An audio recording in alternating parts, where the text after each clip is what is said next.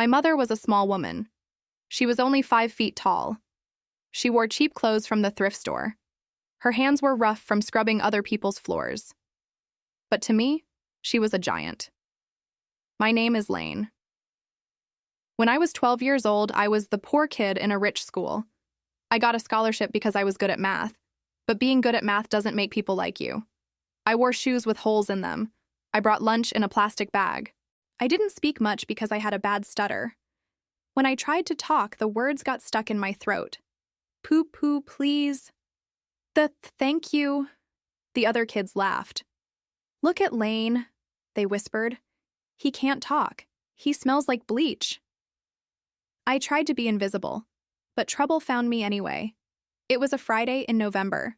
The school was collecting money for the annual ski trip.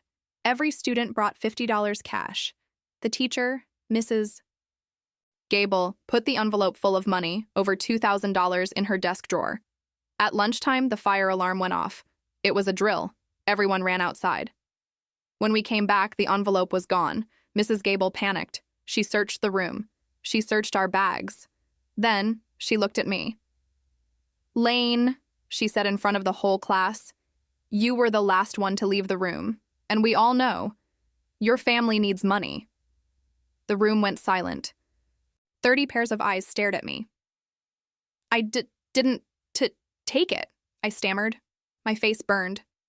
Empty your pockets, she ordered. I emptied my pockets. Nothing.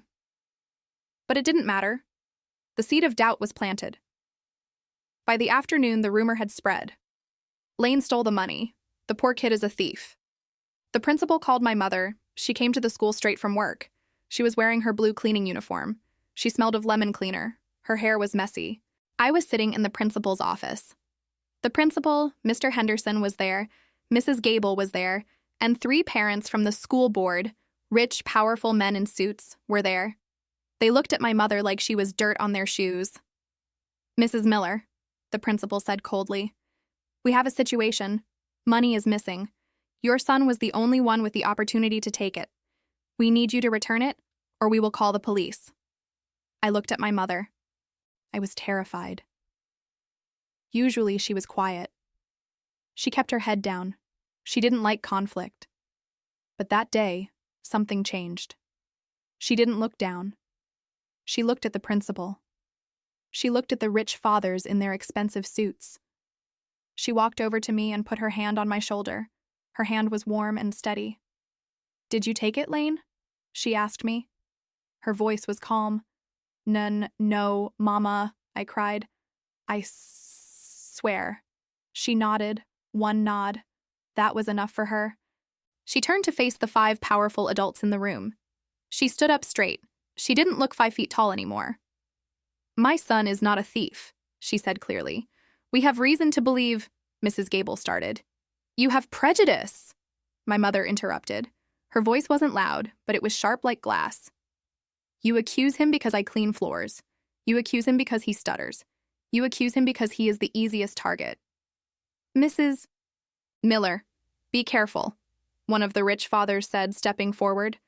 We can have him expelled. My mother took a step toward him. She didn't blink. You can try, she said.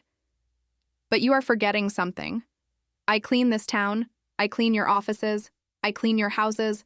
I see things. I hear things. The room went very quiet. I am not leaving, she said, pulling a chair to the center of the room. She sat down. And neither is my son. Call the police. Let them search. But until you find that money, nobody is leaving this room. She crossed her arms. She was one small woman in a blue uniform against the whole world, and she was ready for war. The police arrived 10 minutes later. It was Officer Miller, no relation to us, a kind man who knew my mother because she cleaned the police station on Tuesdays. What is going on here? Officer Miller asked, looking at the tension in the room. Theft, Mr. Henderson, the principal said. $2,000. We suspect this boy. Officer Miller looked at me. He looked at my shaking hands. Then he looked at my mother, who was sitting like a queen in her cleaning uniform. Did you find the money on him? The officer asked. No, Mrs. Gable admitted. But he was the last one in the room. So you called the police on a hunch? The officer sighed. Ma'am, I can search the boy, but I need probable cause. Just do it, shouted Mr. Sterling, one of the rich fathers on the school board. Stop wasting time. These people, they steal. It's what they do. My mother stood up again. She walked very close to Mr. Sterling. He was a tall banker. She came up to his chest. Mr. Sterling, she said softly, you say these people. But who cleans your office, Mr. Sterling? Who empties your trash every night? Mr. Sterling sneered. I don't know the help's names. My name is Sarah, my mother said. And I know what you hide in your trash, Mr. Sterling. I know about the gambling debts. I know about the letters from the bank threatening to take your house. Mr. Sterling's face turned white. He stopped breathing. And you, Mrs. Gable? My mother turned to the teacher. You say my son needs money? Maybe. But last week, while I was cleaning the staff room, I heard you crying on the phone about your car payments. Why didn't anyone check your purse? How dare you? Mrs. Gable screamed. Her hands were shaking. I am just saying, my mother said calmly. If everyone is a suspect, search everyone. Search the teacher. Search the other students. Search Mr. Sterling's son, Brad. He was the one who pulled the fire alarm, wasn't he? The room went silent. My son Brad is an angel, Mr. Sterling shouted. He would never steal. Officer, my mother said, looking at the policeman, if you search my son again, you must search Brad Sterling too. That is the law, right? Equal treatment. Officer Miller nodded slowly. She's right. If we are doing a search, we do it properly. Bring the other students in. Mr. Sterling tried to stop it. You cannot search my son. Do you know who I am? I know who you are, Officer Miller said. You are a suspect's father. Sit down. 10 minutes later, 5 other boys were brought into the office. One of them was Brad Sterling. He was wearing a fancy leather jacket. He looked nervous. He was sweating. Okay, boys, Officer Miller said. Empty your bags on the table. The first 3 boys emptied their bags. Books, pens, phones. Then it was Brad's turn. He didn't move. He looked at his father. His father nodded arrogantly. Go ahead, Brad. Show them you have nothing to hide. Brad opened his bag slowly. He took out a math book. He took out a gym shirt. Is that everything? Officer Miller asked. Yes, Brad said quickly. What's in the side pocket? My mother asked. She pointed to a small zipper on the side of the bag. The one that is bulging. Brad's face turned green. Open it, son, Officer Miller ordered. Brad's hands shook. He unzipped the pocket. He pulled out a thick white envelope. The room froze. Officer Miller took the envelope. He opened it. He counted the cash. $2,000, he announced. He looked at Mr. Sterling. It seems your angel is the thief. I looked at my mother. She didn't smile. She didn't cheer. She just looked at Mr. Sterling with sad, tired eyes. You were so ready to destroy my son's life, she whispered to him. Because he is poor. Because he stutters. You didn't even look at your own child. Mr. Sterling looked at the floor. The arrogance was gone. He looked small. I'm sorry, he mumbled. Don't apologize to me, my mother said. Apologize to Lane. But the story wasn't over. Just because the money was found didn't mean the trouble was gone. In fact, for me, things were about to get much harder at school. We thought the truth would set us free. We were wrong. Brad Sterling was not expelled. His father made a donation to the school for a new library roof. Brad was suspended for only 3 days. When he came back, he was a hero. The other rich kids high-fived him. They said, "Cool move, Brad." But for me, I was the enemy. I walked down the hallway and the sea of students parted. They didn't touch me, but they whispered, "There's the cleaner's son. He got Brad in trouble. Watch out, he might tell his mommy." My stutter got worse. I couldn't answer questions in class. I sat alone at lunch, eating my sandwich quickly so I could hide in the library. One afternoon, I went to my locker. It was open. My math notebook, the one with all my formulas and dreams, was gone. I found it in the trash can. It was torn in half and covered in soda. On the cover, someone had written in black marker, "Know your place." I took the wet, ruined notebook home. I didn't want to show my mother. She had already fought so hard for me. I didn't want her to worry. But mothers have X-ray vision. She was ironing a shirt in the kitchen. She saw me hiding the notebook behind my back. "Show me," she said. I showed her. She looked at the ruined pages. She traced the cruel words, "Know your place," with her finger. Her face didn't get red with anger this time. It got very still. "I don't want to go back," I sobbed. "I want to quit school. I can work. I can help you clean." She put the iron down. She pulled a chair out and sat in front of me. "Lane," she said, "look at me." I looked up. "They tore your book because they are afraid of you," she said. "Afraid?" I wiped my nose. "Mama, I am nobody," I stutter. "I am poor." "No," she said firmly. "You are smart. You are smarter than Brad. You are smarter than his father. That is why they hate you. If you quit, you prove them right. If you quit, you stay in your place forever." She stood up and went to the shelf. She pulled out a flyer I had thrown in the trash days ago. It was for the Regional Math Olympiad, the biggest competition in the state. The winner got a full scholarship to a prestigious university and a trophy the size of a lighthouse. "Mrs. Gable told me you weren't going to sign up," my mother said. "She said it was too much pressure for a boy like you." "She is right," I said. "Brad is entering. Everyone will laugh at me." My mother picked up a pen. She smoothed out the wrinkled flyer. "Let them laugh," she said. "You are going to enter, and I am going to be right there in the front row."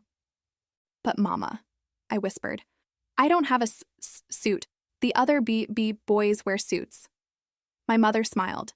It was a secret, dangerous smile. "Leave that to me." For the next 2 weeks, our house was a war room. I studied math until my eyes burned. My mother sat up late every night sewing. She had bought an old oversized suit from the thrift store for $5. She cut it, she stitched it, she hemmed it. On the morning of the competition, she held it up. It was dark blue. It was perfectly pressed. It looked like it cost $1 million. "Put on your armor, Lane," she said. We took the bus to the city hall. It was huge. There were chandeliers and red carpets. Mr. Sterling was there. He was wearing a tuxedo. He saw my mother and me walking in. He laughed. Well, he said loudly. "The cleaning lady and the stutterer. Did you come to sweep the floors?" Brad was standing next to him, snickering. My mother stopped. She brushed a piece of lint off my shoulder. She didn't even look at Mr. Sterling. "No," she said to the air. "We came to collect the trophy." She squeezed my hand. "Go," she whispered. "Show them who you are." I walked onto the stage. My heart was hammering against my ribs like a trapped bird. There were 50 other students. They all looked confident. I looked at the first problem on the screen. Calculus. Probability. I took a deep breath. The world disappeared. The stutter disappeared. The rich kids, the mean teachers, the torn notebook, they all faded away. There was only me and the numbers. And numbers never lie. The competition lasted 3 hours. The questions got harder and harder. Students dropped out one by one. Round 1, algebra. 20 students left. Round 2, geometry. 10 students left. Round 3, advanced calculus. Only 2 students were left on the stage. Me and Brad Sterling. The room was electric. Mr. Sterling was sitting in the front row, his face red and sweaty. My mother was sitting next to him, her hands folded calmly in her lap, wearing her cleaning uniform like it was a royal gown.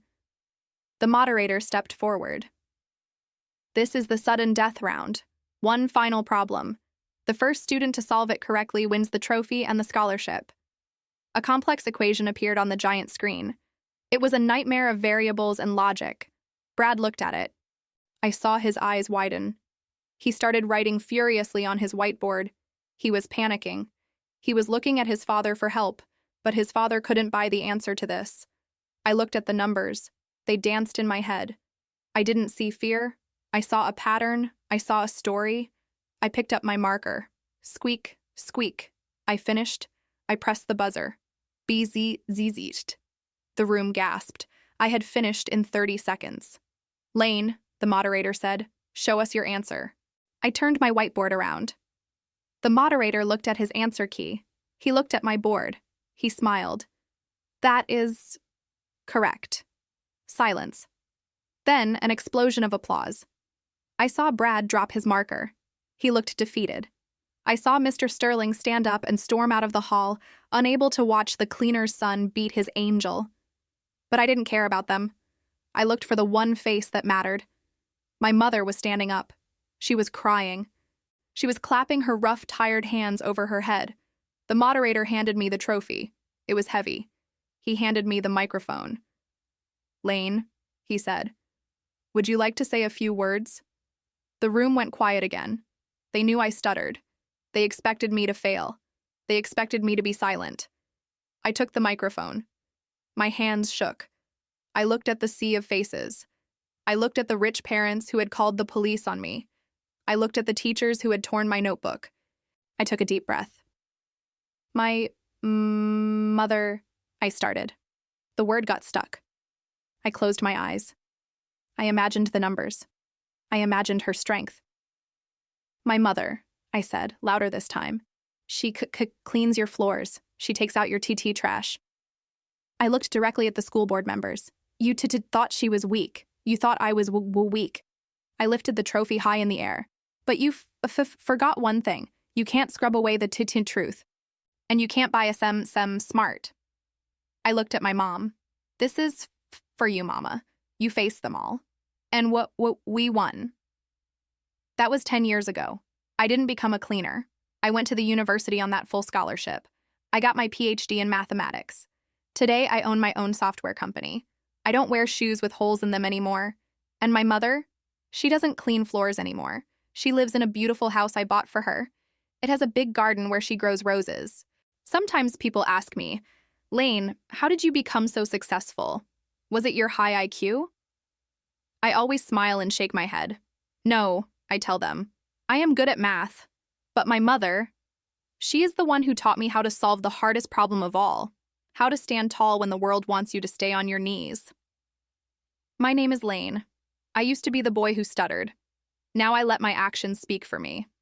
If this story about a mother's fierce love, overcoming prejudice, and proving the bullies wrong touched your heart, please give this video a like. Who is the strongest person you know? Tell us about your hero in the comments below. For more emotional English stories about rising from the ashes, please be sure to follow our channel.